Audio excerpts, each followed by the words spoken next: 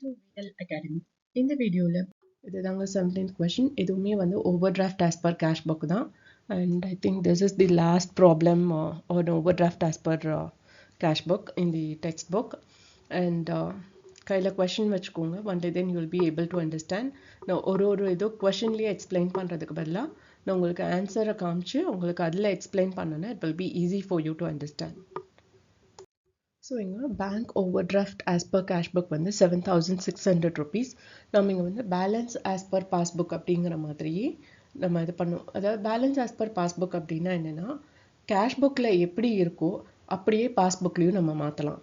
But balance as per cash புக்னா நம்ம பாஸ்புக்கில் எப்படி இருக்கோ அப்படியே பாஸ்புக்கில் மாற்றணும். நம்ம கையில் எதோட பேலன்ஸ் இருக்கோ அதில் தான் சேஞ்சஸ் பண்ண முடியுமே தவிர the other book cannot be changed. So இங்கே வந்து நம்ம பேலன்ஸ் ஆஸ் பர் பாஸ்புக்குங்கிற மைண்ட் செட்டில் இந்த ப்ராப்ளம் ஒர்க் அவுட் பண்ணுறப்போ பாஸ்புக் தான் நம்ம கையில் இருக்கு. ஸோ ஆட் பண்ணணுமோ லெஸ் பண்ணணுமோ அது பாஸ்புக்கில் தான் நம்ம பண்ண முடியும். ஓகே, இப்போது ஃபர்ஸ்ட் ஒன் பார்த்தீங்க அப்படின்னா 5 செக்கில் 5 checks of amount 4,000 rupees that is issued on 28th March.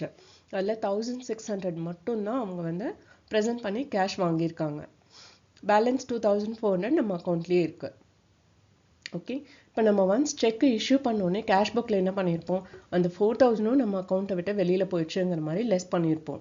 But இங்கே வந்து நம்ம அக்கௌண்ட்டை விட்டு வெளியில் போனது வெறும் 1,600 rupees தான். ஸோ பேலன்ஸ் 2,400 rupeesம் வெளியில் போயிடுச்சு அப்படிங்கிற மாதிரி நாம் இங்கே பாஸ்புக்கில் காமிக்கணும். ஸோ அப்படி காமிக்கணும்னா we have to less that. Okay, and next one is a check of rupees 2,600 paid into bank for collection on 28th March was credited in passbook on 5th April. இது வந்து என்னென்னா check presented but not cleared அப்படிங்கிறது தான் அர்த்தம்.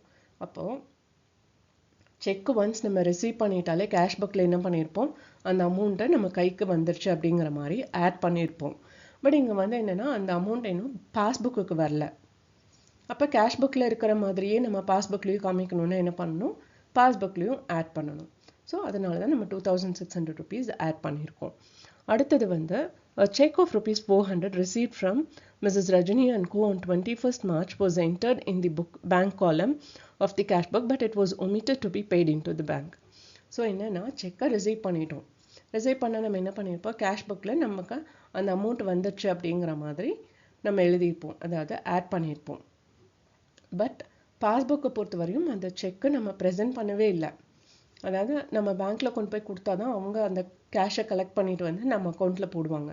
So நம்ம அக்கௌண்ட்டில் அந்த 400 rupees இல்லை. பட் கேஷ் புக்கை பொறுத்த வரையும் 400 rupees இருக்குது அப்படிங்கிற மாதிரி ஆட் பண்ணியிருக்காங்க. அப்போ நம்ம பாஸ்புக்லேயும் என்ன பண்ணணும், அந்த 400 rupees ஆட் பண்ணணும். So that is what we have done. அடுத்தது வந்து on 26th March 1991 rupees 1,000 were credited by the bank in respect of dividend on 50 shares of Telco Limited. However, the intimation from the bank was received on 7th April.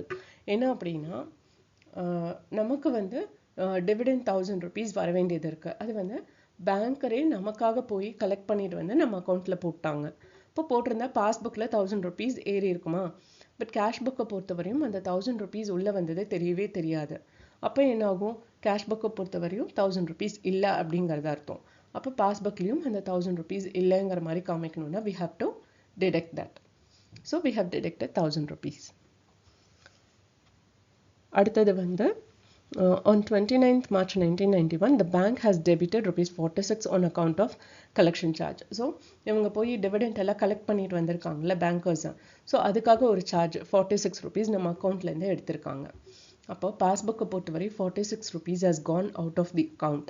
Cash புக்கை பொறுத்தவரையும் அந்த information தெரியல, அதனால அந்த 46 rupees இருக்குது, அக்கௌண்ட்டில் தான் இருக்குங்கிற மாதிரி அவங்க மெயின்டைன் பண்ணுறாங்க.